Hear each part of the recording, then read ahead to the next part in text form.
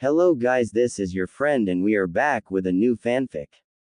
Which is what if Naruto's girlfriends were Tsunade and Tsume Part 1. And if you enjoy this fanfic then please press the like button and subscribe to my channel for more fanfic like this. And now let's start the fanfic.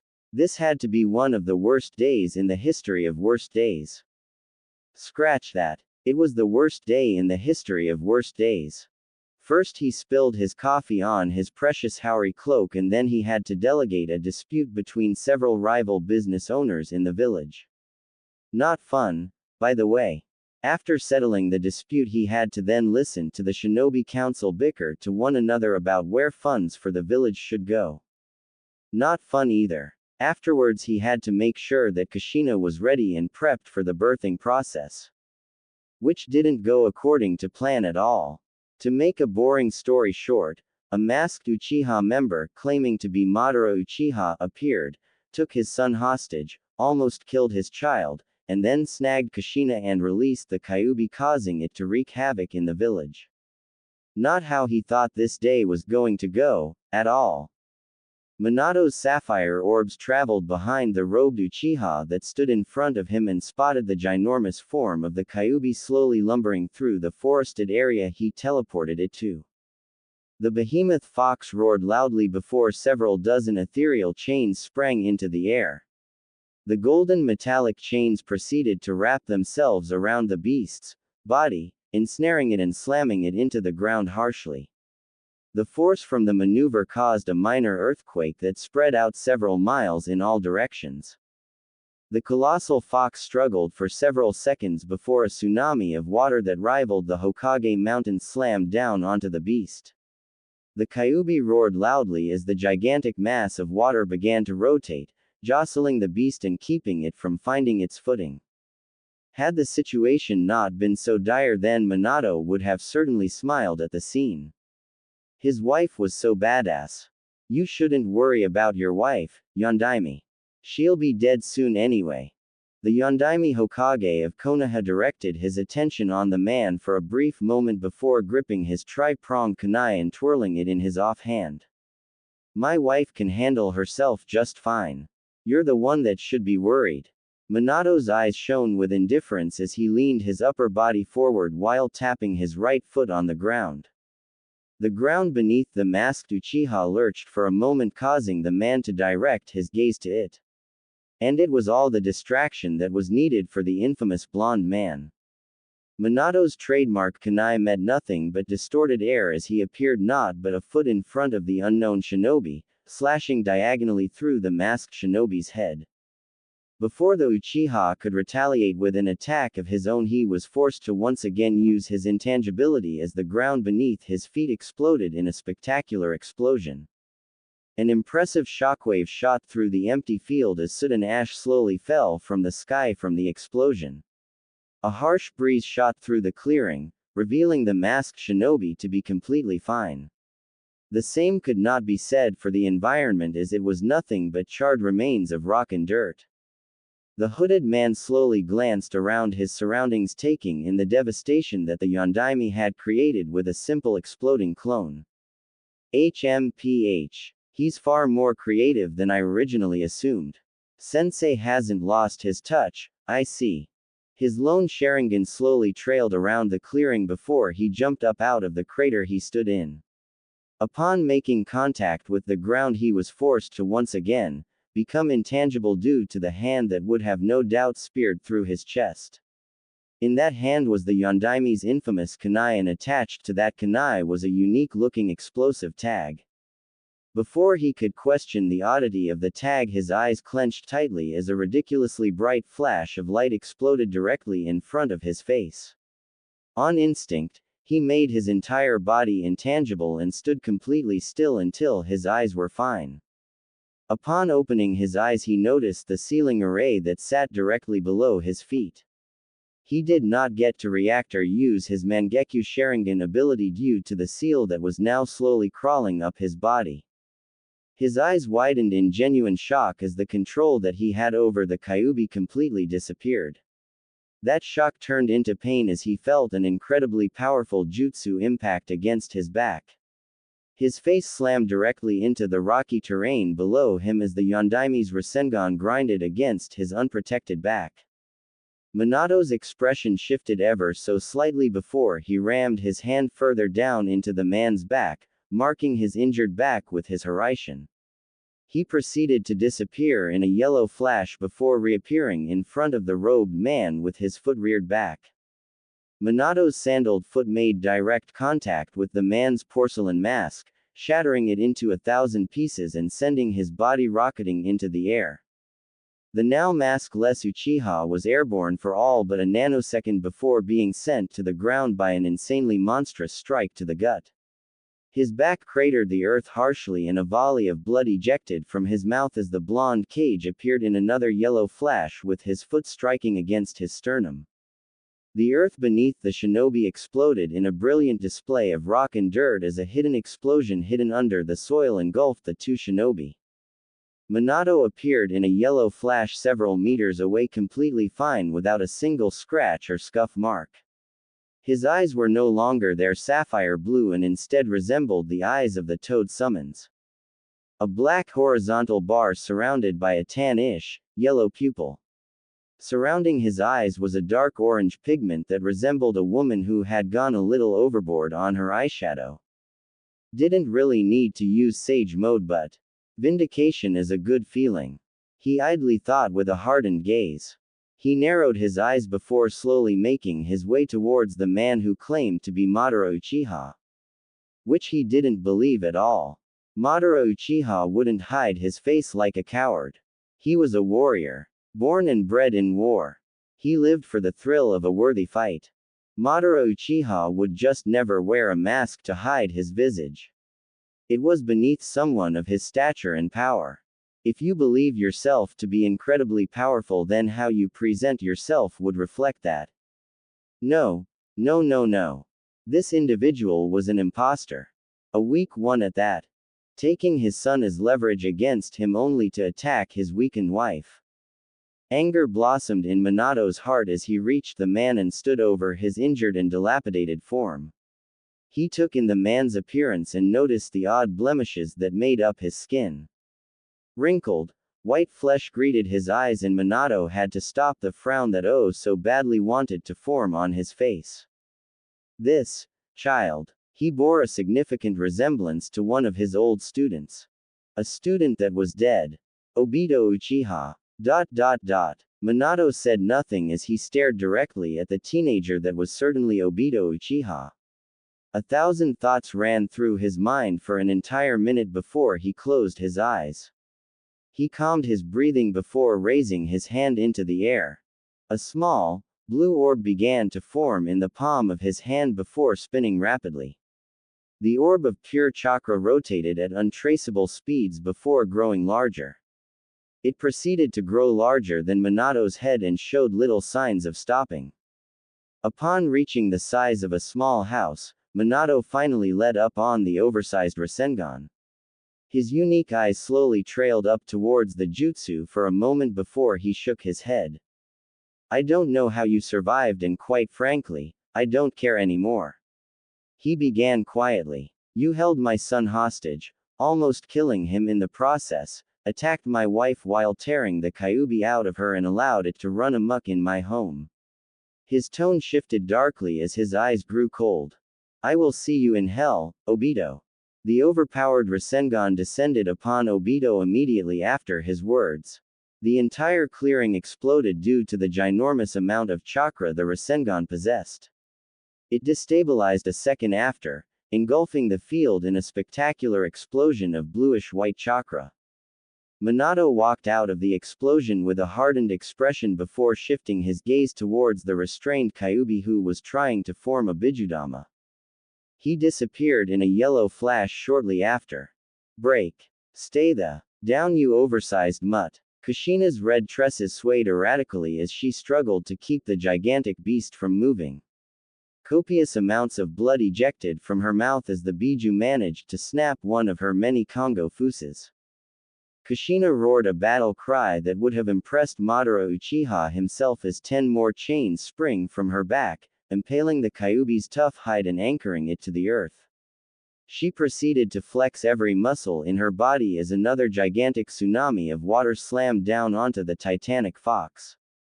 The red-headed Uzumaki huffed several times as sweat freely flowed down her beautiful face. Dried blood stained her tarnished dress, and a fresh batch of blood quickly joined the old stains, painting her in even more crimson. Hurry the up, Minato. I can't keep this shit up. She mentally screamed as the giant beast thrashed wildly against its restraints. Had she been at full health, then holding down this stupid fox wouldn't be an issue. But no, some had to steal her baby while ripping the Kyuubi out of her. If she got her hands on him, he was dead. Kushina screamed out in agony as several of her golden chains snapped abruptly. She fell to her knees in absolute pain as bleed freely dripped down her body. One of her eyes clenched shut in response to the pain. Motherfucker! Exclamation mark quote. She groaned loudly as another searing wave of pain assaulted her body, causing her to wrap her arms around her torso. She could feel it. She was getting weaker. She was dying. The pain of having her biju forcefully ripped out of her was now beginning to take its toll. It didn't help that she was using ridiculous amounts of chakra to keep the damn fox from going anywhere. Yes, yes, yes. She was going to die tonight. There was no doubt about that. She'd be sad if it wasn't for the fact that she was trying to stay alive while preventing the Kyuubi from reaching Konoha. Sometimes she hated being a good person. You're such an annoying piece of shit. Kushina wobbly rose to her feet and glared directly at the giant biju that returned the gesture with its own hateful gaze. Quote. You too. The giant fox growled angrily before it snapped the chains that were wrapped around its snout, causing another wave of pain to shoot through Kushina's body. The woman fell to the ground once more while vomiting a healthy amount of blood onto the ground beneath her. She slowly rose her head towards the beast and her eyes widened exponentially as she stared at the giant ball of condensed chakra that was resting in front of the beast's mouth. Her mouth dropped in silence as she stared at what was the equivalent of a nuclear bomb. Oh shit. Oh shit, oh shit, oh shit. Manetu. The Kyuubi released the Bijudama, aiming directly for Kushina's form. Kushina closed her eyes as she waited on the cold hands of death to snag her soul. She sat completely still for a few moments before realizing that she wasn't, well, dead. Her left eye slowly peeked open and a smile of relief appeared on her face as she stared at a familiar white haori with the kanji, 4th Hokage, written on it. The Yondaime Hokage stood protectively in front of his wife with both of his hands held up. In the center of his cupped hands was one of his kunais. In front of the kunai was a massive Hiraishin formula that was currently engulfing the Bijudama that the Kyuubi had released. A few seconds passed by before the Bijudama completely disappeared into the ceiling formula. Minato sighed quietly as he teleported the atomic bomb away. Not a second later did the shockwave from the attack blast through the area, almost sending Kushina flying due to her weakened state. Minato's cloak flared wildly in the wind as he stared into the eyes of the Kyuubi. The beast seemed to almost sneer and reared its head back to repeat its failed attempt at getting rid of its former Jinchuriki. We're pressed for time, Kushina. Minato glanced behind his back and stared into the violet eyes of his wife. We need to reseal it. Kushina was silent for a moment before weakly nodding her head. She erupted into a harsh coughing fit before slowly standing to her feet with the aid of her husband. No. I'll prepare the array. Kushina wiped the excess amount of blood that painted her body before running through several hand seals. She fell to one knee as she slammed her hand on the ground, causing a unique-looking altar to appear atop of a bizarre-looking array. When she turned her head towards Minato, she noticed her newly born son sleeping peacefully in his arms. A weak smile formed on her face as Minato slowly kneeled beside her. He's so cute. She rose one of her hands towards her baby and stroked his tiny cheeks with one of non-bloodied digits. He'll definitely be a lady killer. Hee hee. A weak grin tugged at her face after her statement. one that caused no small amount of pain to form in Minato's chest. He could see clear as day that Kushina was not going to live for much longer. She was alive off of sheer willpower. No normal person could take this amount of damage to their body and survive. The fact she was not only standing but fighting after having her biju extracted was incredulous. Minato allowed Kushina to hold the baby, making sure that she wouldn't drop him due to her weakened state. He gingerly led her hands towards the small altar before resting him inside the unique-looking crib. After making sure that little Naruto was in his crib, Minato directed his gaze back onto the Kyuubi and his features harshened. He rubbed Kushina's back before slowly rising to his feet and glaring into the beast's eyes. I'm going to weaken the Kyuubi even more. Minato stepped out of the array and began to slowly make his way towards the ensnared biju that was still thrashing against its restraints. I already know what you're going to do, Kushi-chan. Minato slowly turned his head towards Kushina and stared directly into her violet orbs. Unshed tears swam in his orange orbs as husband and wife met each other's gaze for what could be the last time. I love you. So much. Tears freely fell down Kushina's face as she replied. I love you too, you stupid idiot. She screamed with no venom, trying desperately to lighten the mood regardless of what was going to eventually happen. It did its job as Minato cracked a tiny smile despite the single tear that fell down his cheek. He slowly turned back towards the Kyuubi before taking in a deep breath and steeling himself. Minato's unique pupils bore into the Kyuubi as he slowly raised his hand in front of him. A Rasengan immediately formed on his hand and Minato slowly closed his eyes before channeling his elemental affinity and encircling it around the jutsu. I've only ever did this once. Please work. He pleaded desperately. Futon chakra began to encompass his Rasengan, causing an ear-piercing shrieking noise to emit from the jutsu. Several seconds passed by as the shrieking began to grow louder and louder. The Rasengan began to grow larger as a rotating blade of wind began to jut outwards from the Rasengan. Minato breathed in deeply before channeling even more chakra to the futon-infused Rasengan. The ear-splitting shrieking only got louder as the Rasengan grew yet again in size, now being only slightly smaller than an average man. Minato grit his teeth as he held the jutsu in his hand. He could feel thousands upon thousands of microblades of wind trying to cut through his sage-infused hand. He reared his arm back before taking aim at the Kyuubi and glaring directly at the beast's head. Futon. Rasenshuriken. Minato roared loudly before throwing the jutsu directly at the Kyuubi. The jutsu sliced through the air with ease and seemed to only get faster as it closed in on its own target. The Kyuubi could do nothing but watch as the jutsu finally reached its position.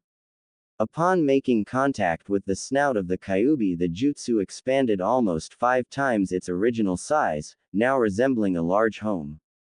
A dome of pure wind engulfed a large portion of the Kyuubi's face, causing the beast to roar in actual pain as the millions upon millions of micro blades sliced into its face. Minato grinned at his successful jutsu before turning around to stare at Kushina. His grin immediately disappeared upon noticing her motionless form. She was standing still with her hands clasped together, staring directly at the Kyuubi. There was nothing behind her that he could see, but he was positive that she was using the Shiki Fujin. Blood freely dribbled down her face as an invisible tendril raced through the air, connecting to the Kyuubi's distracted form. Kushina closed her eyes as she felt the cold hand of the Shinigami reach through her back. After a second of weightlessness, the Shinigami tugged directly on the soul of the Kyuubi, gaining its attention. After realizing what was about to happen, the beast reared its hand-like appendage back to strike the woman down. It was distracted by an incredibly powerful gust of wind that slammed into the side of its face. Futon. Atsugai. Minato began to rush towards the beast, firing off several powerful wind jutsus to stun the beast and prevent it from attacking Kushina. Each time it rose its hand, Minato would fire several futon jutsu at the appendage, preventing it from moving. Minato clapped his hands together as a tornado of wind exploded out from his body. The raging cyclone clashed with the gigantic Biju, knocking it back onto its side and preventing it from even moving. Senpo. Tatsumaki. Minato clapped his hands once more as the tornado exploded, causing a destructive shockwave to explode out from the Kyuubi's position. The blonde cage continued his relentless assault until hearing Kushina's cry of agony. He was next to her near instantaneously with his palm resting against her back. He couldn't see what was happening but understood that Kushina would need more strength to completely seal the Kyuubi away. His left hand snaked around her abdomen as green chakra surrounded the appendage. Kushina's sigh of relief was music to his ears and her stony eyes. Cammy. He was going to miss her. I'm not going out like a little bee bitch. Her violet orbs were alight with fury as she grit her teeth. Her chakra flared once more as the Kyuubi released a furious roar. Get the exclamation mark. INNNNN. She screamed furiously. In response to her renewed vigor and strength, the Shinigami practically ripped the Kyuubi's soul out and causing the beast to physically disappear. The crimson chakra of the beast was immediately sucked into the seal that rested on Naruto's navel, effectively sealing it away. Kushina. Minato caught her body a second later and began to slowly lower himself to the ground with his left resting over her abdomen and his right hand propping her up. B baby. She weakly called out. Her once bright and expressive amethyst orbs were now dull and lifeless. It felt as if someone was driving a kunai through Minato's heart as he stared at his weak and dying wife. He mentally shook his head at the words he used to describe her. Weak wasn't a word that anyone in the elemental nations would use to describe Kushina. She was anything but weak. But right here and now. He shook those thoughts away before slowly reaching out to his son and gently picking him up from the ceiling altar. He watched Kushina's eyes light up with renewed vigor once more as a painful smile formed on her bloody face. This scene. It was killing him. To know that the woman he loved more than life itself was going to die. And he could do nothing about it. Nothing. But he didn't show these thoughts on his face and just watched his dying wife gently caress their child. She'd never see him grow up. She'd never hear his voice. She'd never see him take his first steps. She'd never say, "You cry like a little girl." Minato-kun. Minato idly realized that tears were freely flowing down his face. His gaze strayed towards his son before returning to his wife's hazy eyes. "You'll never see him grow up. And that hurts me the most," he explained sadly, not caring in the slightest over the fact he was crying. Kushina's eyes began to slowly close with her breathing following suit. No. Won't, but. Her eyes shut as she released a gentle exhale from her body. Minato patiently waited for her to continue speaking. Which would never happen again. Kushina had taken her last breath, in the arms of her loving husband holding her beloved child. Such beautiful misery. It was the scene that Hiruzen Sarutobi, the Sandaime Hokage, and several dozen Anbu were greeted to when they finally reached their leader's location. Their indomitable leader was just blankly staring at the face of his lover. Their child was sleeping soundly, not even fussed about the events that had led to this outcome. Hiruzen closed his eyes and bowed his head low, allowing for a moment of silence to pass through for Kushina and all of those that had suffered due to this tragedy. The Sandaime breathed in deeply before slowly making his way towards his successor's position. Upon reaching the man and his now deceased wife, he bowed his head. "I'm sorry for your loss, Minato-kun." The Yondaime did not immediately respond to his predecessor as he continued to stare at Kushina's face. Several moments of silence passed by before he finally spoke. "I couldn't save Bawako." A stray tear slid down his cheek despite the blank expression on his face. "I'm sorry, Hiruzen." A pained expression formed on his face as he clenched his eyes tightly. I couldn't protect Konoha. He was stopped from breaking down as a gentle hand rested atop his shoulder. His eyes opened and he came face to face with a crouching Hiruzen who sported a small smile. You did everything you could, Minato. The elderly man gripped Minato's shoulder firmly as he continued speaking.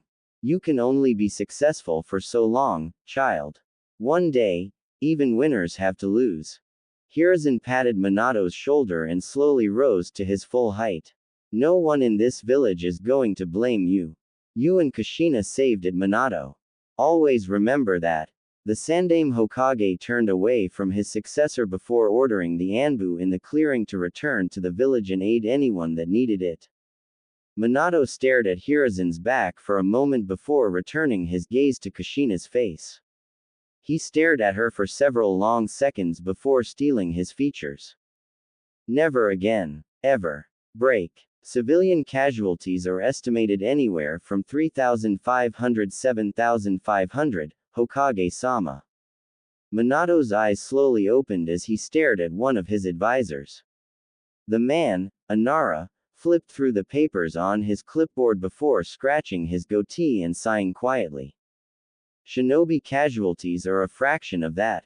Specifically, 746. Shikaku Nara shook his head before speaking once more. All things considered, it could have been a lot worse.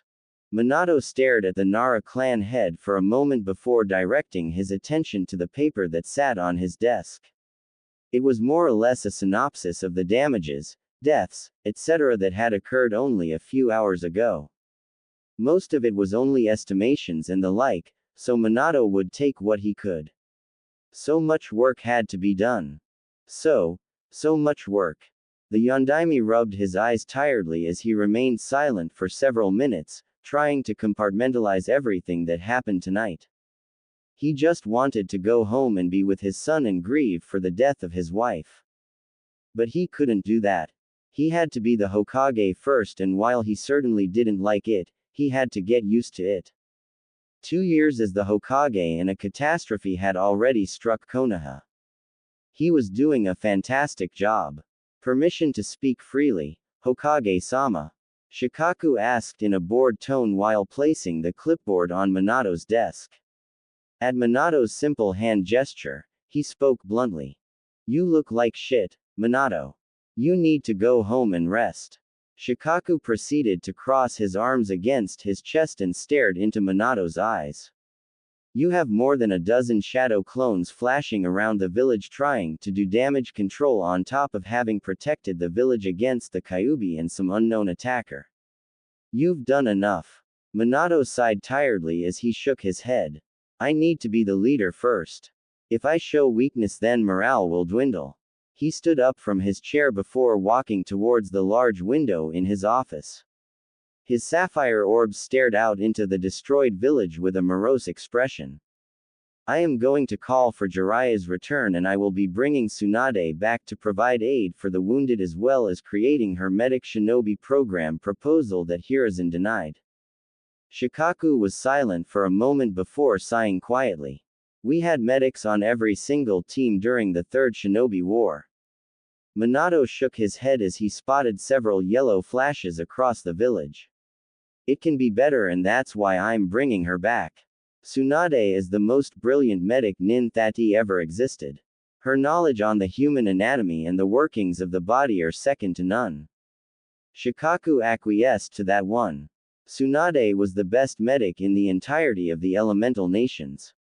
Still, doesn't mean she'd willingly come back. And if she doesn't come back? Shikaku proposed with a raised eyebrow. There was a silence that followed his question. A silence that honestly unnerved Shikaku. Minato's head turned slightly, allowing Shikaku to see the beast that lurked deep within the Yondaime. Shikaku was no longer staring at Minato Namikaze. The kind-hearted man was nowhere to be seen, and in his place was an entirely different individual. He was speaking to the yellow flash of Konoha. The man that had killed several thousand enemy shinobi in the blink of an eye, thus ending an entire war. The man that had just fought the strongest Biju in the elemental nations and the youngest Kage to ever take the position. Then I will drag her back. She has no other options. Minato replied rather simply. Shikaku resisted the urge to shudder as Minato's eyes seemed to stare into his very soul. Relief spread throughout his body as the man finally returned his gaze to the window to stare out into the village. Shikaku forgot how easy it was for Minato to flip the switch that all shinobi possessed. Only his switch was far more threatening, oppressive and terrifying. The man was the ideal and perfect shinobi. He had the innate ability to turn off his emotions, completely disregarding them in favor of doing what was necessary at any given moment. His moral compass ceased to exist when that flip switched.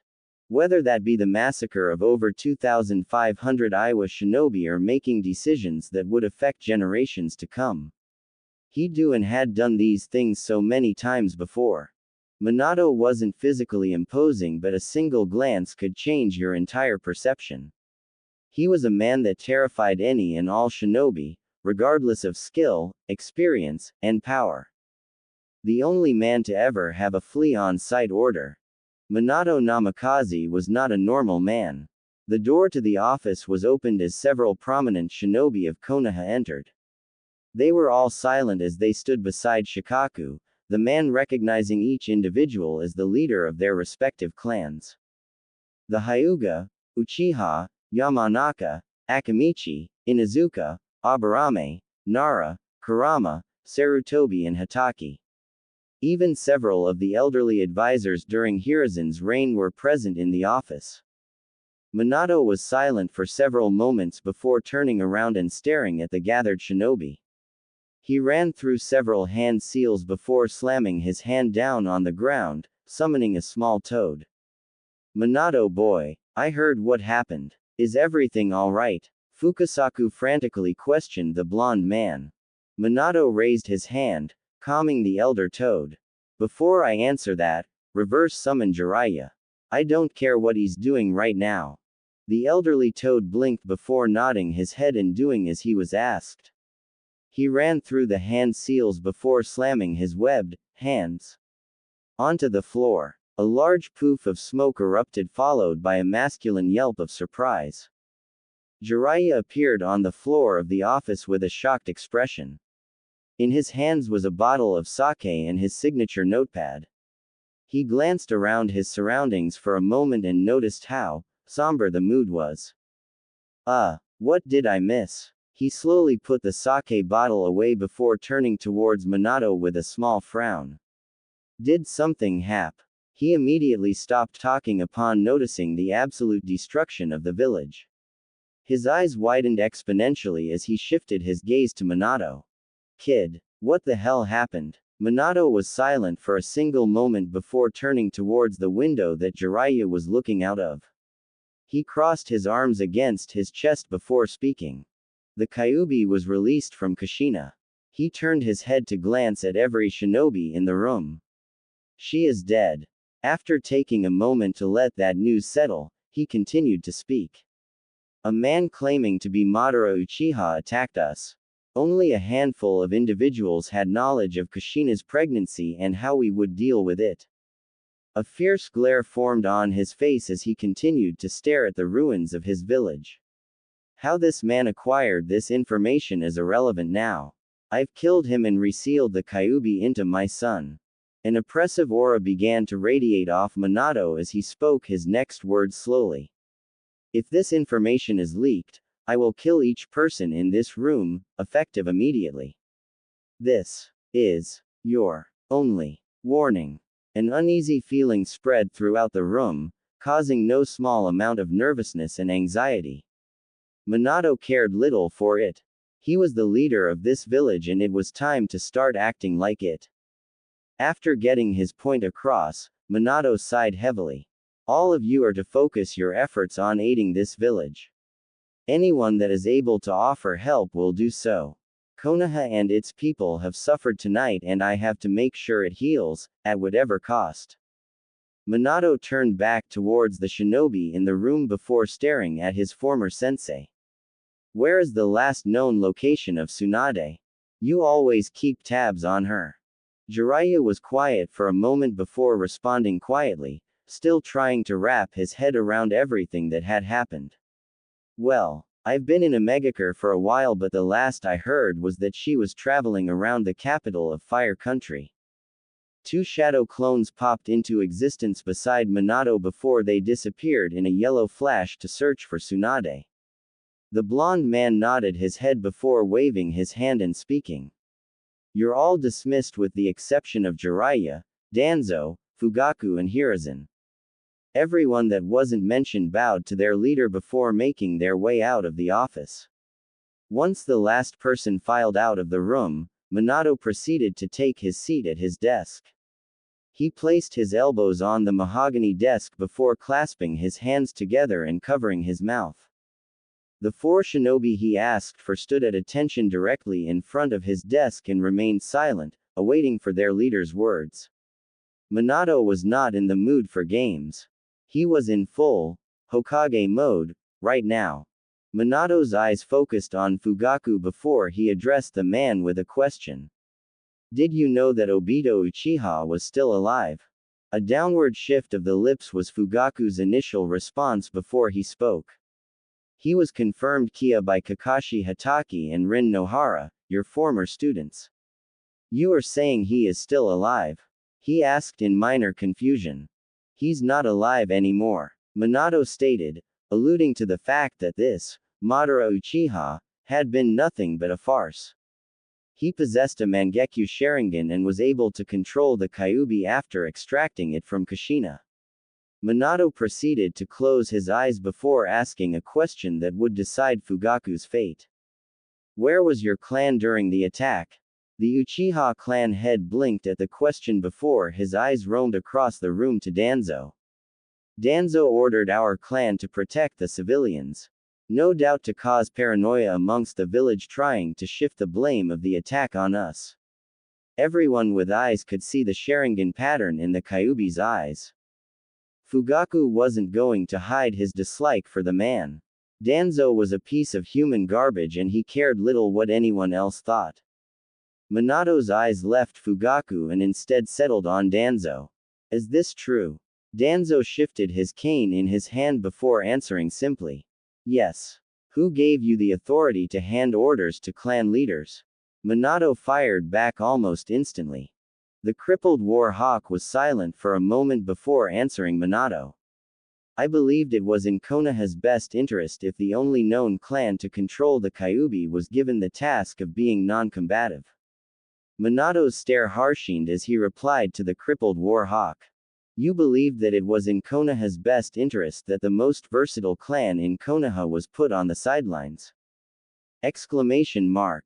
Are you out of your fucking mind? Minato slammed his right fist into his desk, shattering it and causing thousands of splinters to fly haphazardly around the room. I should kill you right now for your incompetence. You endangered far more lives with this stupid display of paranoia. You have one more time to act with Konoha's best interests in mind, and I will kill you where you stand. Get out of my fucking office. He yelled furiously. The bandaged man immediately took his leave, not wishing to anger Minato more than he already was. If he was going to move like he used to, then he'd need to be far more subtle about it. Minato was an incredibly observant and calculating individual. One slip up and Danzo knew that he'd be killed. Minato breathed in deeply as he tried to calm his anger. After several minutes, he turned back towards Fugaku before speaking. I apologize on behalf of Danzo's idiocy. The Uchiha are an integral part of the village, and those that throw disdain at your clan for its past are foolish. Reparations are to be made, and I will personally see to it by expanding the Uchiha's territory. I will not make the same mistakes that Tobirama made. What the Uchiha need, they will get. What they want, I will try to provide, within reason. Fugaku could not keep the surprised expression off of his face. He truly did not expect for Minato to do this, but he certainly wasn't going to complain. The Uchiha bowed to his leader as he spoke. Thank you, Hokage-sama. Yes, yes, yes. We will talk more about this in depth at a later date. For now, use the police force to maintain order and aid in whatever way possible. I leave judgment to your discretion, Fugaku. The Uchiha once again bowed to his leader before exiting the office with a noticeable pep to his step. It was an amusing sight considering the man was usually always in control of emotions. Why are you in a megacar? Did you find those kids that you once trained? Minato glanced towards Jiraiya as he questioned the man. The Toad Sage sighed quietly before crossing his arms against his chest. I've been searching but no luck. It's been a few months and I think I'm going to call it quits. Minato nodded his head before glancing towards Hiruzen, who had remained silent the entire time. Any advice? Hiruzen offered the man a smile before replying. You seem to have the situation handled. He jibed good-naturedly. A small smile cracked on the blond man's face as he leaned back into his chair while staring at the ceiling. The smile slowly disappeared though as the thoughts from today's events resurfaced. Kid, you gonna be okay? Minato's eyes trailed down towards Jiraiya and Hiruzen, who were looking at him with genuine concern. A conflicted expression formed on his face before he spoke. I will eventually be. He answered truthfully. Where is the kid anyway? Jiraiya asked curiously. The Yondaime sighed while rubbing his eyes. I have Kakashi watching over him with a few clones watching over him, and I have several barriers surrounding the location. To say that Minato was a paranoid individual was an understatement. After all, his wife had just died despite all of the precautions they had made, and while he doubted a similar attack would happen again, he wasn't going to take that chance. You should get some rest, kid. You look like shit. Jiraiya proposed rather bluntly. Minato rolled his eyes with a sigh before turning to gaze out the window. Shikaku said the same thing. He turned his head towards his mentors with a small frown before speaking. Do I really look like shit?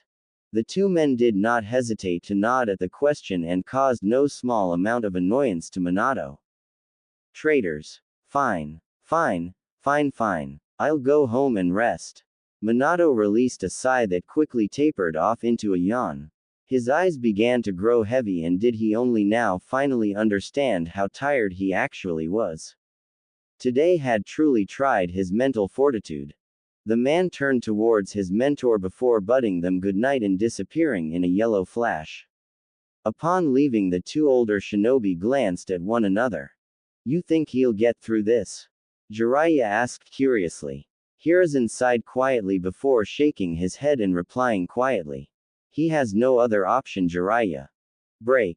Are you sure that you don't need me to stay, sensei? Minato glanced at his only remaining student from his time as a teacher before smiling. Yes, Kakashi. If I need you, I'll call for you. He proceeded to ruffle the masked boy's hair. Kakashi's face scrunched up in annoyance as he swatted the man's hand away from his head. Minato proceeded to teleport the boy out of his home before glancing around his home. Peace and quiet. It wasn't normal. Kushina would usually be yelling about something mundane at this time. Sorrow began to burrow its way into his heart as his eyes grew misty. Before the years could fall, the distinct sound of a baby crying was heard. Minato was by his son's crib instantly and stood over him with furrowed eyebrows. He was confused for all but a second before a disgusting stench entered his nostrils. Well, it seemed he needed to change to Naruto. Right. Okay. Minato stared at Naruto with an unsure expression for several long moments before grimacing lightly and speaking aloud to himself. How do I change your diaper? You look so dumb in that hat. Minato's sapphire eyes traveled towards Kushina, who was sitting on the window sill of his new office. A small smile formed on his face as he fished out one of his Harishin kunais. I don't know, Kushi-chan. He replied as he gazed at his reflection from his weapon. I think it fits me pretty well. An obnoxious snort from the red-haired woman, the response he was given. Minato just smiled though as he gazed at his wife, who was now staring out into the village, admiring how the sun bounced off her and how beautiful she looked. The hell are you staring at? Minato blinked at Kushina's rather aggressive question before his smile grew larger. You, he replied quietly. You're so beautiful. Satisfaction blossomed in Minato's chest at the way Kushina began to handle his compliment. Her eyes immediately averted from his and a small hue of crimson formed on her face. Shut up, idiot. Minato slowly rose from his seat as he made his way towards his wife. Upon reaching her, he placed his left hand on her cheek before slowly guiding her gaze towards himself. Violet met Sapphire as both husband and wife stared into one another's eyes. I love you, Kushina. Minato expressed sincerely. Though embarrassment channeled deep within her core, Kushina replied, albeit rather quietly. I love you too, Minato-kun. The fourth Hokage's eyes crinkled from the smile now adorning his face as he leaned in to kiss her. Their lips met in a rather delicate manner as Kushina's hands grasped her lover's haori. The crimson-haired woman pulled away first and a large grin formed on her face. Let's have some babies. Before Minato could truly comprehend his wife's statement, he was pounced on by said woman who didn't bother waiting for a response. Minato slowly opened his eyes and was greeted to the familiar ceiling of his master bedroom. A dream. The blonde man did not move, choosing to stay put in his bed. It was quiet in the room, somber even. Minato didn't really care either way so long as it remained silent. He welcomed the silence. He embraced it. The only sound that could be heard was from the old grandfather clock that belonged to. Minato squashed that thought before it could truly even finish. Tick, tick, tick, tick. Seconds turned to minutes. And minutes turned to hours. Minato continued to remain motionless in his bed. His once vibrant eyes now carried a dull tone to them as he continued to stare at the ceiling of his room in silence. Tick, tick, tick, tick. 3 days. It had been 3 days since that fateful night. 3 days since Minato had gotten more than 2 hours of sleep. 3 days since he had truly eaten. His bed was his solace. It was a safe haven. Even if it did remind him of Kushina. Dull orbs slowly traveled to the right side of the king-sized bed where someone was supposed to be. In the spot though, there was nothing. No stray streaks of crimson covering him and the entire front half of the bed. No armada of hoarded pillows that either did or didn't belong to him. No shortage of blankets and coverings. There was space for him on his side of the bed, an unusual amount of it. No violent woman there to greet him. No, good morning you flaky bastard. There was nothing. Minato closed his eyes as images of Kushina popped into his mind. The way her beautiful hair swayed to and fro. Her beautiful amethyst orbs. Her violent temper and standoffish personality. He missed her so much. A single pitiful sob escaped Minato as his face scrunched up. Tears threatened to spill out from his clenched eyes, but he willed them away. Kushina's beautiful face appeared in his mind once more. Her eyes were shut as she donned her infamous grin. Her cheeks scrunching up and her teeth on full display. The blonde-haired man clenched the soft fabric of his blanket tightly as another pitiful sound tore through his throat, though he still refused to break. An obnoxious and loud laugh emitted from Kushina as she doubled over. Her crimson tresses swayed in the wind as her laughter grew in volume. Minato would not break. Not again. I love you, Minato-kun. And break he did. Tsunade-sama. A young, feminine voice spoke quietly. I'm aware, Shizune. The blonde-haired Senju replied to her companion. Tsunade glanced down at the half-finished sake bottle that sat at their shared booth and slowly reached for it. Upon picking the glass bottle up, she began to slowly spin it while staring into the glass, searching for the individual that was currently stalking them. It took several seconds longer than she would have liked, but Tsunade was eventually successful in her endeavor. And what, or better yet who, she saw in the reflection of the bottle made her blood run cold.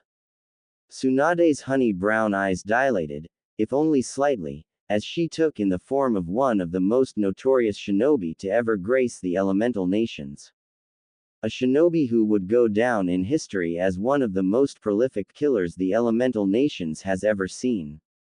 An army killer. One that had ended an entire war by himself.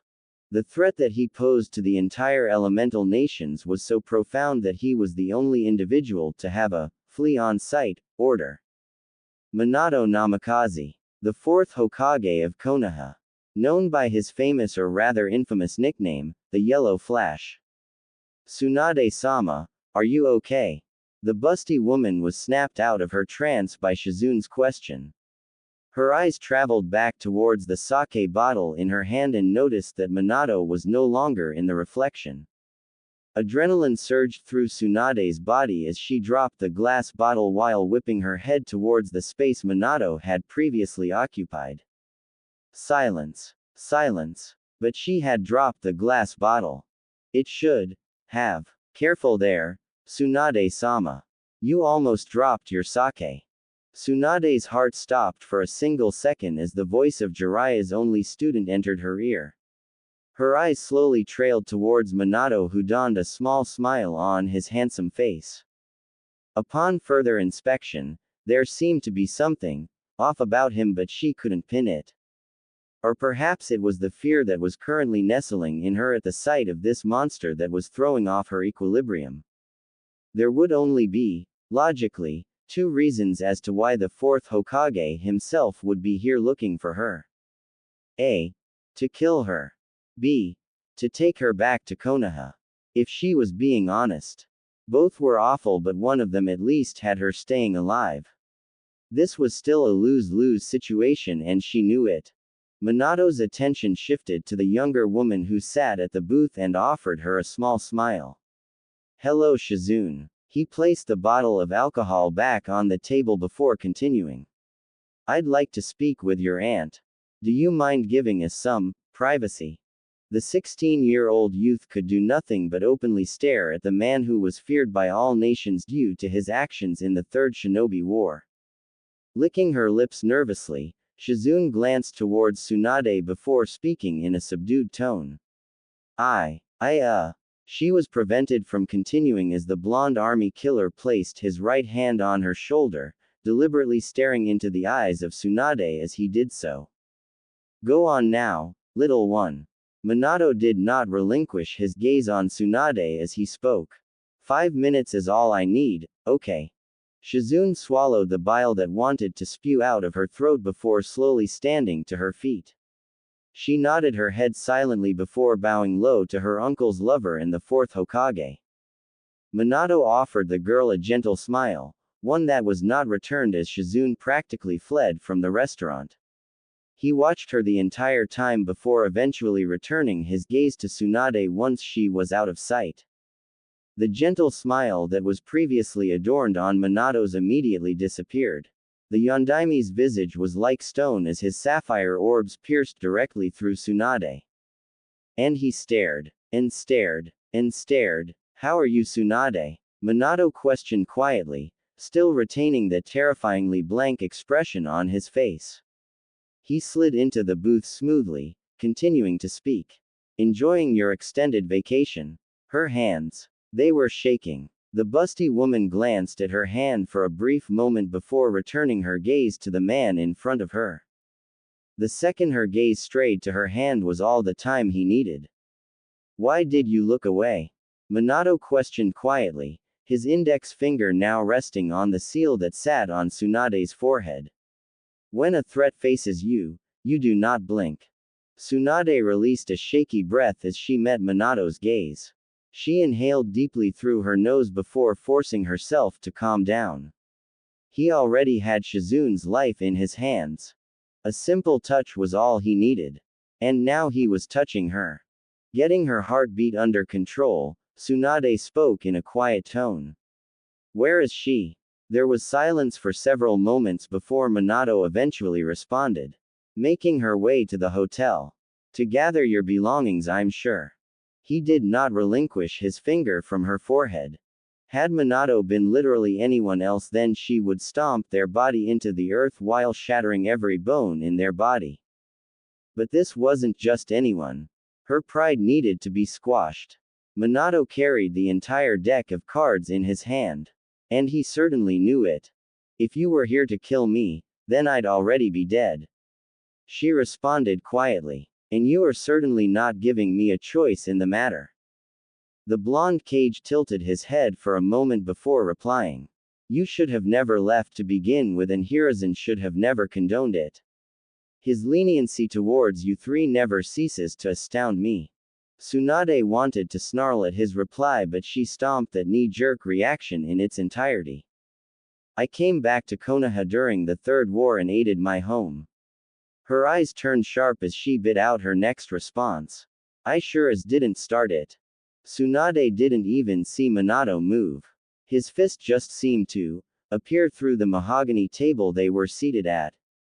The restaurant table exploded in a rather beautiful display of destruction as hundreds of sharp and jagged pieces of wood spread throughout the establishment. The entire restaurant grew eerily silent as every single individual turned towards the duo's position. Minato ignored every single look he was receiving as his angry blue eyes bore directly into Tsunade's honey-brown ones. You don't get to stop being a shinobi because of tragedy. He practically screamed into her face. You don't get to stop protecting your home because you lost a loved one. The blonde man stood up from his seated position before getting directly into Tsunade's face, their noses brushing against one another. He spoke in a tone that only she could hear. Konoha just lost 8,000 of its citizens and shinobi combined during a span of only 2 hours. I had to sit by and watch as my wife sacrificed her very life to protect her village. Minato's tone grew darker as he questioned her. You think your suffering is greater than mine? Tsunade's visage contorted angrily as her eyes lit with fury. She stood to her feet, forcing Minato half a step back, but not enough for him to pull his face away from hers. My entire bloodline was essentially hunted down to the very last child because of a petty measuring contest around money. Tsunade's forehead clashed against Minato's harshly, cracking against his skull and causing a small amount of blood to run down both of their faces. I didn't leave Konoha because Dan and Nawaki fucking died. I left Konoha because I'm fucking tired. Tsunade's fists clenched tightly as her eyes began to water. Tired of seeing everyone I love suffer and throw themselves into a pit of despair and depression because they're unable to cope with their past traumas. Tired of seeing the hopes and dreams of 12-year-old children being squashed while being forced to endure a life of hardship. I'm fucking tired. Minato. The woman's rage-filled eyes began to slowly dissipate as tears streamed down her face. I don't want to endure anymore. I don't want to fight any longer. Defeated and exhausted brown eyes stared into an ocean of blue. All I've ever wanted was to help. To heal. And look where it got me. The blonde woman released a bitter laugh as she unclenched her fists while throwing them up in a defeated manner. I'm a bitter drunk who's incapable of facing her own grievances while blaming others for my problems. But my suffering isn't valid, right? She questioned rhetorically. The previous ire and anger that flowed within Minato seemed to just dissipate as he stared at the last remaining senju in the world. The man's blue eyes gazed into the woman's defeated brown ones and he felt a genuine tug at his chest. Minato closed his eyes with a soft sigh before bowing his head, jostling his spiky locks of hair. He was silent for several long seconds as he contemplated his next words. He wasn't thinking straight. Of course Tsunade hadn't left because of a single event. Dozens of events had led up to her eventual departure, and while he didn't agree with how she chose to handle it, that didn't invalidate her pain. He was allowing his emotions to dictate his actions. Anger and grief circulated through his heart due to the loss of his wife. The added stress of having to provide aid for the entire village while looking after his newborn son was clearly weighing down on him heavily. The blonde Cage raised his right hand towards his face before wiping off the blood from the wound Tsunade had caused. Shaking his hand free of the copper substance, Minato opened his eyes before speaking in a more calm and rational tone than previously. It was not my intention to invalidate the pain you have endured in your life. Straying his gaze away from the woman's slightly surprised expression, Minato continued. I have yet to properly mourn for Kushina. Before Tsunade could reply to the man's statement, his hand came to rest on her shoulder. Her vertigo flipped upside down for a mere second as her feet made purchase on solid ground. She wobbled but for a moment before blinking and gazing around at the area Minato had teleported them to. Tsunade's eyebrows furrowed as she stared at the capital of Fire Country from one of the many mountain ranges surrounding it. She could see every single home, establishment, and general building from the vantage point she shared with Minato. After admiring the view for several seconds, her attention was drawn to the blond man as he began to walk towards the edge of the mountain with his hands in his pockets. His stride was slow and measured, and upon reaching the edge, he stopped and just stared. A gentle breeze swept through the area, jostling Tsunade's braided hair and ruffling Minato's hoary cloak. Minato's earlier words replayed in the woman's head as she stared at the kanji on his white hoary cloak. I had to sit by and watch as my wife sacrificed her very life to protect her village. I have yet to properly mourn for Kushina. The busty woman's gaze strayed towards the soil as images of Dan appeared in her head.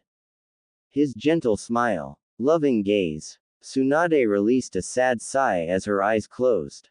She knew exactly what Minato was going through, and while she didn't truly know Minato, she did know how losing a significant other affected an individual's psyche. Minato had stated that he hadn't even began to properly mourn her death. He likely hadn't accepted she was gone yet, possibly still clinging on to the hope of this all just being a terrible nightmare. But it wasn't, and the longer it took for him to accept this, the more it was going to hurt. What happened? She questioned quietly, trying to get her emotions settled. She watched his shoulders square up for a moment before eventually drooping downward, displaying an almost defeated stance. What didn't happen would be far easier to answer. Minato replied tiredly. He resisted the urge to rub his eyes as he answered the slug Sanin. The Kyuubi was released from Kushina due to the intervention of an unknown attacker. Before Tsunade could even question how that was even possible, he answered. This man had the ability to teleport and become intangible at will. Though, the speed at which he could do so was limited. The Yondaime sighed quietly as he shook his head. What followed was destruction and chaos. The Kyuubi ran amok in the village while I was forced to fight the unknown attacker. I managed to force the man to retreat, and in this brief period of time I was able to aid Kushina while teleporting the Kyuubi away from Konoha. I eventually killed the man while Kushina was dealing with the Kyuubi. Afterwards, he trailed off quietly as his eyes closed. Biting back the emotion that wished to surface, Minato continued. We had to reseal the Biju. Kushina sacrificed her life using the Shiki Fujin, splitting the Kyuubi's chakra in half and sealing one half of it into our son. The blonde Senju blinked a single time before shaking her head. Your son. Wait. Since when did? Before she could finish asking her question, Minato answered her. That was how the Kyuubi was released. Somehow, the man that attacked us knew where and when Kushina would be giving birth, despite only 3 individuals in the entire village knowing how I would proceed with Kushina's pregnancy. And those 3 individuals died that night. Tsunade could practically feel the man's frustration. It was understandable. Minato was incredibly perceptive and planned things step by step with several contingencies should his plans go awry. She had seen this with her own eyes during the Third War. He'd certainly never get his answer either if everyone involved in the Kyuubi's rampage was dead. It must be like an itch that couldn't be properly scratched. And Jiraiya and Orochimaru? She questioned as she approached his position. Jiraiya is conducting counterintelligence. I don't want this event reaching the ears of the other cages. Minato tilted his head as his eyes narrowed slightly. We've just come off a world war and I'd rather not be in another one so soon. The busty woman glanced at Minato out the corner of her eye as she contemplated that statement. What a terrifying man, speaking so casually about going to war. There wasn't an ounce of doubt or fear or trepidation in his tone. Minato would absolutely stand on the front lines, and anyone brave, or dumb enough, to stand in his way deserved the gate he gave them. While she hadn't personally bore witness to the destruction and chaos that Minato rained down upon Iwagakure at Canopy Bridge, she had the stories from the several dozen Konoha shinobi that Minato fought alongside. And each story was the same. They saw nothing but red and yellow. Orochimaru, on the other hand. The man seemed almost hesitant to speak about her former teammate, and after several seconds of silence, he finally spoke. What you hear stays between us. His head tilted towards her as his blue eyes stared into her very soul. I don't need to warn you about what will happen should this knowledge become public, yes? No. No, he did not need to warn her. She understood completely. And so, she nodded her head with furrowed brows and waited for what was no doubt something heinous that Orochimaru had conducted in one fashion or another. Minato nodded his head before turning his gaze away and staring at the fire capital once more. Orochimaru is a unique case. He started off slowly. Considering how close you all three used to be, I'm sure that you are aware of his more twisted and sadistic side. Tsunade nodded once but did not speak, well aware of Orochimaru's more darker tendencies. You are unaware of this, but after your departure from the village, Hiruzen had Orochimaru put in the Anbu, namely route, under Danzo's command. Minato paused for a moment before shifting his feet. I shouldn't have to explain myself in regards to Danzo and his ploys. Tsunade rose a single eyebrow as she replied with an annoyed scoff. I'm surprised that Old is still alive around you. He jeopardizes Konoha. The Yondaime nodded his head before replying. While it would certainly be easier to outright kill him and be done with it, he has his uses. At Tsunade's disbelieving scoff, he replied with a small smirk. He is a scapegoat. He just does not see it yet. The blond man shook his head and continued speaking. But never mind that nuisance, we are getting off track. I have been around Orochimaru for enough time to come to an understanding about him and have formulated ways of dealing with his more darker aspects. Like? She questioned rather unsurely. Orochimaru was unstable. She didn't really see a way to change that. Orochimaru is intelligent. He knows that in open combat he could not deal with me. In my opinion, he would not be able to deal with me no matter the circumstance, but I digress. Shaking his head, Minato continued. Orochimaru seeks purpose in life. His dream of finding life's mysteries is clearly illogical. A man of his intellect knows this. Minato pulled out his unique kunai before presenting it to Tsunade. The best mysteries are the ones that you cannot solve. He flipped the weapon before grabbing it by the blade and showing the kanji that was inscribed into it. Unlike Tobirama's creation, you cannot replicate my Hiraishin. Tsunade's eyes were fixated on the weapon and its seals for several minutes as she contemplated the words Minato was saying. Unlike her great uncle's creation, it could not be replicated. Tsunade began to chew on her fingers as she continued to stare at the weapon. How was that possible? Minato's Hiraishin worked off the same formula that Uncle Tobirama's Hiraishingiri did. Right. No, it does not. Minato answered her unasked question as he flipped the weapon once more. I took Tobirama's creation and made my own formula, you could call it. The interesting thing though is that without the understanding of Tobirama's initial creation, then my Hiraishin is useless. Minato inspected his unique seal with a tilted head before twirling the kunai several times. Interesting, no? Tsunade's face scrunched up in confusion for several seconds before she spoke. I'm not a master of fuinjutsu, but I know a thing or two. She gestured to the seal on her forehead for a moment before continuing. How would that even be possible? The blonde man chuckled quietly before pocketing the weapon and replying. Fuinjutsu is limited only by the mind. If I wish for my formula to be incapable of being replicated, then I can do so. I travel through a pocket dimension when using the Horizon.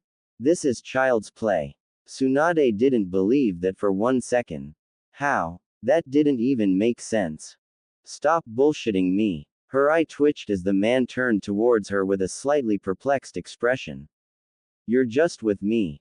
Minato blinked a single time before shaking his head. Your seal allows you 100% access to chakra that has been stored up for years without regulated use.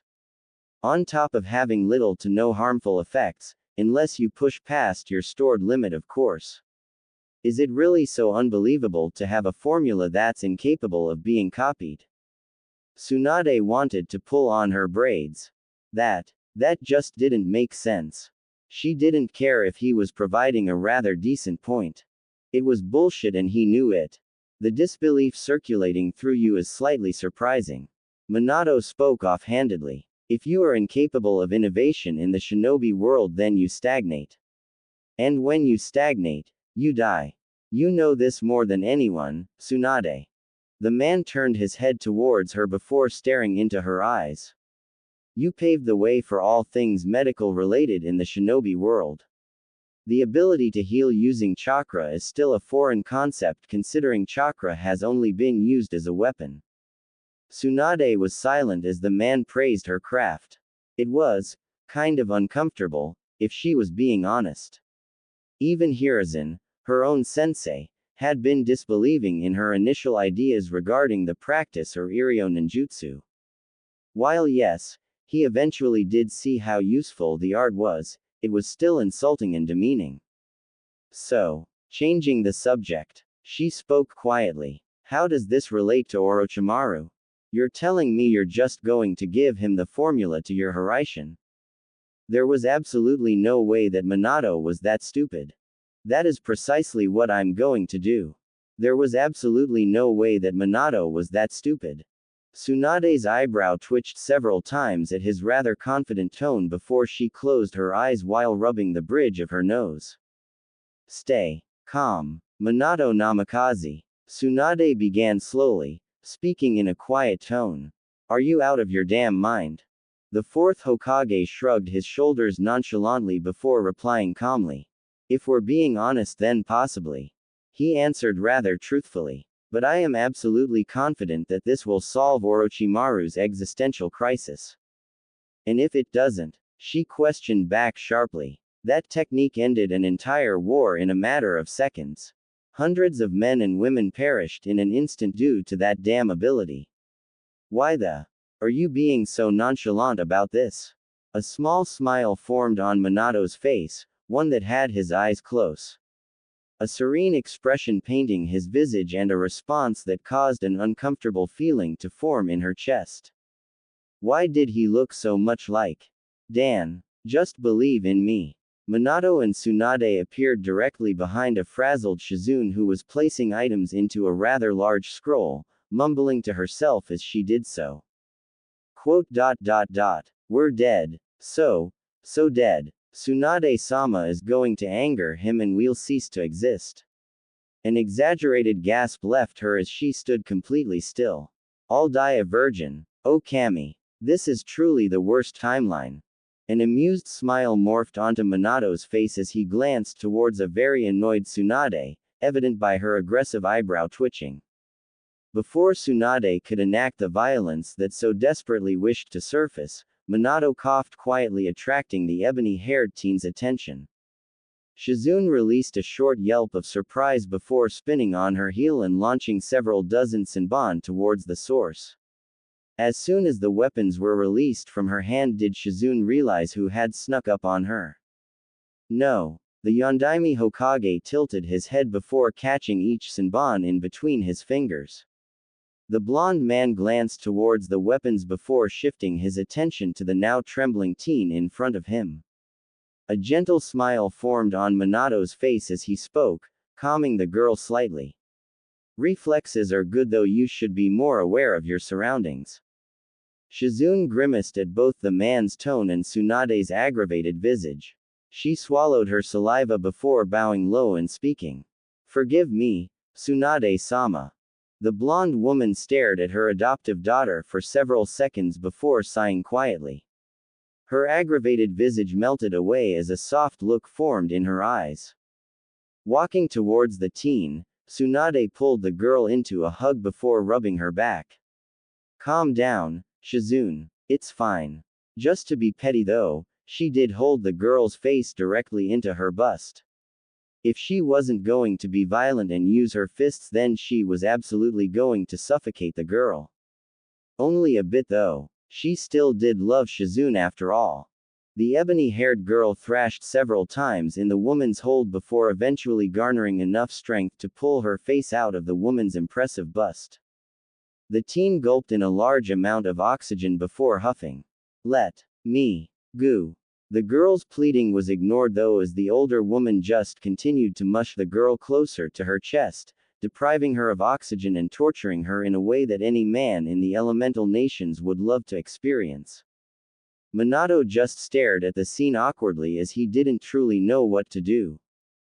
Women are strange. You'd think after almost an entire decade of being with Kushina that he'd grow used to situations like this, but no, he hadn't. It was still incredibly awkward. The three shinobi appeared directly atop the Hokage monument, with the two females wobbling slightly from the discomfort of traveling via Horaishin.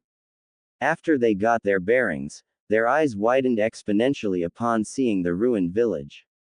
While most of the debris had been moved out of the more heavily populated areas, there was still signs that devastation and destruction had wreaked havoc upon the major village.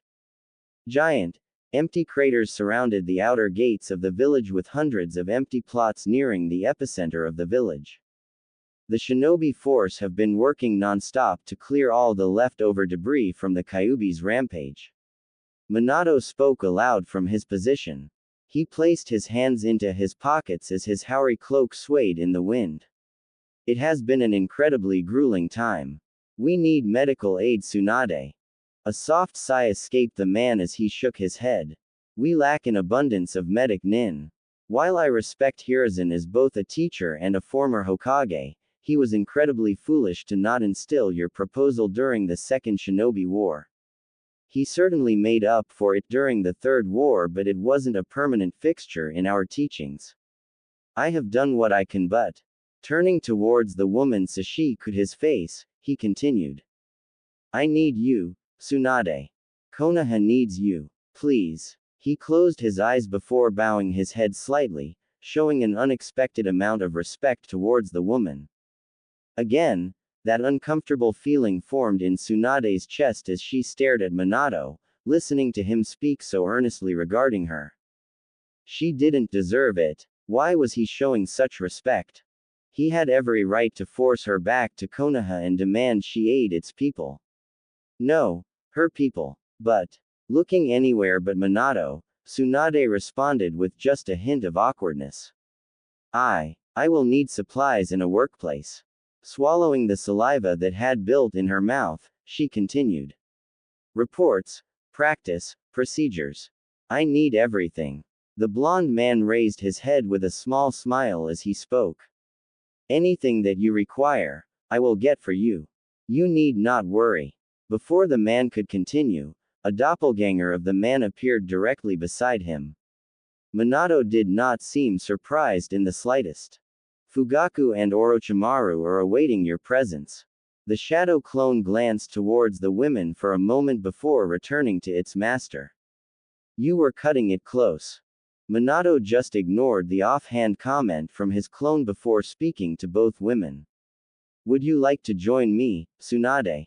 Perhaps seeing a few familiar faces will put you at ease. The busty Senju contemplated the man's offer for several moments before ultimately sighing and shaking her head. I appreciate the offer, Minato, but I'd like to get straight to work. Like you said, Konoha needs me. The fourth Hokage nodded his head before gesturing to his clone and replying. I will have my shadow clone accompany you. Good luck, Tsunade. He made to leave before halting and speaking one last time. Thank you, Tsunade. And then he disappeared. Minato's feet touched down upon the carpeted floors of his office. His eyes settled on the two men his clone had called on before slowly walking towards his seat and sitting down. The Snake Sanin and clan head of the Uchiha clan remained silent as Minato began to rummage through one of his drawers. The man proceeded to pull out a rather thick manila folder before tapping it once and spinning it towards Fugaku. This folder might be of interest to you, Fugaku. The blonde cage tapped it once more before picking it up and handing it directly to Fugaku. Do not open it until you are home. You are dismissed, Fugaku. The Uchiha clan head rose a single eyebrow before bowing his head and making his way out of the office to read the contents of the folder. It was a little surprising that Minato would request him to come in person just to hand him a folder. Which meant the content inside the folder was for his eyes only and no one else's. The door to Minato's office closed with a quiet click as both shinobi proceeded to stare into each other's eyes. The silence went on for several minutes before Orochimaru's inevitable curiosity got the better of him. What is it that you need from me, Minato-sama? His yellow-slitted eyes bore into Minato's sapphire orbs. Minato slowly leaned towards his desk, propping his elbows on the aged mahogany wood and interlacing his fingers together. His hands covered the bottom portion of his face and his entire demeanor shifted, pinching at Orochimaru's sixth sense for danger. I know what you have been doing, Orochimaru. It was a simple sentence. A simple sentence that carried weight. A kind of weight that Orochimaru did not wish to endure. Before Orochimaru could speak, Minato did so. Hiruzen was far too lenient. Either that or he enabled you instead of aiding you. Minato closed his eyes as he continued. Danzo's ploys from the shadows are beginning to become too radical for my liking. Orochimaru shifted his weight with a narrowed gaze but did not speak, listening to exactly what Minato was saying. If Minato wanted him dead, then he'd already be dead. You cannot stop someone like Minato. He is only around because root has its uses, and I'd be a hypocrite to judge the actions of a man who does what he believes is best for his village.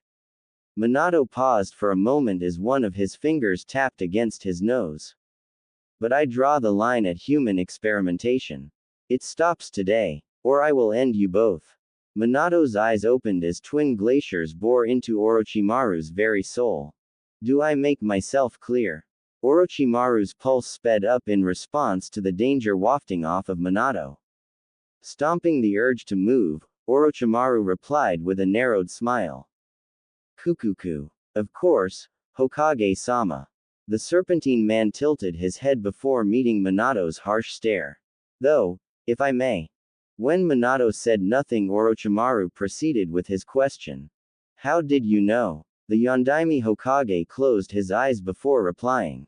Nothing in this village escapes me. I know what is happening at all times. Every day, every hour, every minute.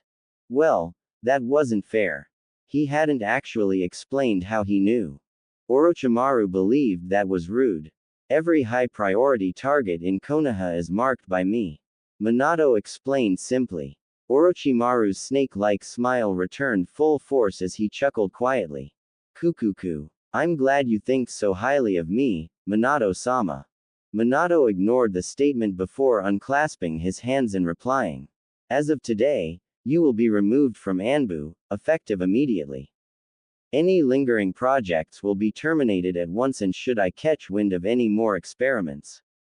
He let the statement drop entirely, knowing that Orochimaru would understand it. Seeing the understanding gaze, Minato leaned back in his chair.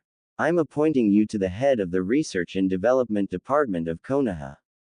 You will take orders directly from me, and any projects you wish to work on will be approved by myself. Spotting the intrigued twinkle in Orochimaru's serpentine eyes, Minato went in for the kill. He reached into his cloak before pulling out one of his Hiraishin kunais and tossing the weapon to the snake Sanin. Upon catching the weapon, Minato spoke in a simple tone. Solve it. The expression plastered on Orochimaru's face would forever be cemented in Minato's mind. The sheer confusion on the man's face was actually incredibly refreshing. A small smirk formed on the Yondaime's face as he gestured lazily. You heard correctly. I wish for you to solve the Hiraishin. If you manage to do so, then you can have it. The blond man had to bite back the laugh that wished to escape him at Orochimaru's baffled expression. After several seconds of staring at Minato, the snake Sanin spoke quietly. Who are you and what have you done with Minato? That comment though did make Minato laugh. After a brief bout of laughter, the blond man spoke. I can assure you that this is no joke. I wish to direct your attention to matters that would aid the village instead of your own self-imposed ambitions. You seek some form of validation, and what better way than creating new and innovative concepts for the shinobi world? Minato gestured towards the weapon before finishing. Solving the Hiraishin is one of those jutsus that only a handful of individuals can grasp. Do you believe you can do so? The pale-skinned man stared into Minato's eyes for several seconds before directing his attention to the seal engraved on the kunai. He stared at the seal for several seconds before returning his gaze to Minato. A smile tugged at the man's features as he spoke. You are a dangerous man, Minato Namikaze. The blond man shrugged his shoulders before replying. Being respected as a skill but being feared as a talent. I like to believe that I have mastered both. After his statement, Minato gestured with his hand. You are free to go, Orochimaru. Remember what I said. I'm not Hiruzen. That serpentine smile manifested in the pale man's face as he pocketed the kunai. Of course, Hokage-sama. Bowing his head, Orochimaru made to leave the office. Before he could exit through the door though, Minato spoke up. Before you go, answer me this question. When Orochimaru turned around with a curious expression, Minato continued to speak. How strong was Hanzo the salamander? Orochimaru's head tilted as his eyebrows furrowed. What a peculiar question. The pale-skinned man pondered his answer for a scant few seconds before answering. His only equal would have been Hiruzen. Orochimaru noticed how Minato's eyes sharpened at the answer, but the man did not speak. Another mystery. Minato was filled with them. You are free to go. Orochimaru nodded his head before exiting through the door, leaving Minato to his thoughts. After Orochimaru's exit, Minato began to drum his fingers against his desk. The rhythmic tapping continued for several hours as Minato remained seated in his chair, pondering the answer Orochimaru had given him. This was a problem. Jiraiya had provided intelligence about Hanzo's supposed passing in Omegacore. It had been nothing but rumors and conspiracy theories, but Jiraiya believed differently. Omegacore was a dead zone. Nothing got in or out. If information such as this was seeping out, then it was something that was certainly worth investigating. After the 5th hour of thinking over it, Minato made his decision. He ran through several hand seals before placing his right palm on his desk and summoning Fukasaku. The elder toad appeared on the table in a plume of smoke with a curious expression. Do you need something, Minato boy? Send a message to Jiraiya. I'm going to Omegacore to investigate a lead he had. Minato replied with an intense gaze. The old toad's demeanor shifted immediately as it stared into Minato's eyes. I would advise against this, Minato. He warned seriously. The blonde cage shook his head before slowly standing to his feet and turning towards his office window. A threat that can so casually deal with Hanzo the salamander is something that needs to be addressed immediately. I'm the only individual that can get in and get out with relative ease. The old toad shook his head as he replied. I cannot, within good conscience, allow you to do something so illogical. You need to think, Minato. Fukasaku banged his cane on the desk before glaring at Minato. You have yet to even mourn Kushina, and now you wish to face some unknown threat capable of defeating one of the strongest shinobi to exist. You need to stop and think, Minato boy. You have a son to think about now.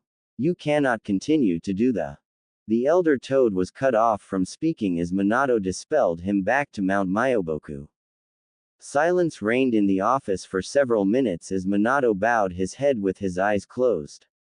He rose one of his hands to his face before wiping away the tears of frustration that formed in his eyes. Fukasaku was absolutely in the right about what he was saying. He did have a son that he needed to think about. He hadn't mourned Kushina. And he wasn't thinking logically. But, before those thoughts could continue, the sound of the office door opened followed by the sounds of a baby crying.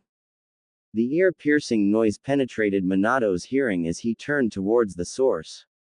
He spotted his only remaining student who seemed to be clearly struggling with his newborn son. The young teen had an apologetic expression on his masked face as he stared at his sensei. "Sensei. He's been crying all day. I don't know what to do. I'm sorry for just barging in, but I need help." The blonde Kage stared at Kakashi for a moment before directing his gaze to Naruto. His eyes began to slowly soften as he strode towards his student and son. "Have you fed him?" Minato asked as he took his son out of the arms of Kakashi and began to gently rock him. "3 times. And I changed him as well. I don't know what he wants," Kakashi exclaimed in a minor bout of childish frustration. It was completely out of character for someone as reserved and sheltered as Kakashi. Minato just chuckled quietly as he gently rocked his son, shushing and cooing into the child's ears as he did so. After several minutes did the child finally begin to settle down. The blonde man stopped his actions upon noticing that Naruto had drifted off to sleep. Kakashi huffed in slight exasperation before whispering in an annoyed tone. "How did you even do that?" The blonde man just blinked at the question before tilting his head with furrowed eyebrows. He stared at his sleeping son for several long seconds before turning towards Kakashi and speaking in a confused tone. I honestly have no idea.